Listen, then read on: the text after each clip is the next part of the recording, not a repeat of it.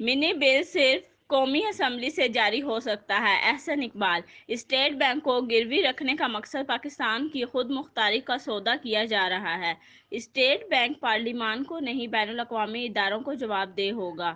اس کا مینڈیٹ پاکستان کی گروتھ نہیں ہوگی۔ کشمیر کا سودا کرنے کے بعد بھارت سے درآمد کی سمریاں آ رہی ہیں۔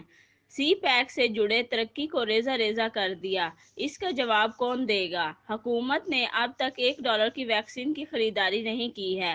چین سے ملنے والی ویکسین من پسند لوگوں کو دی جا رہی ہے۔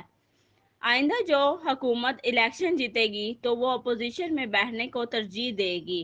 ایسی معیشت کے ساتھ کوئی بھی حکومت نہیں چل سکے گی۔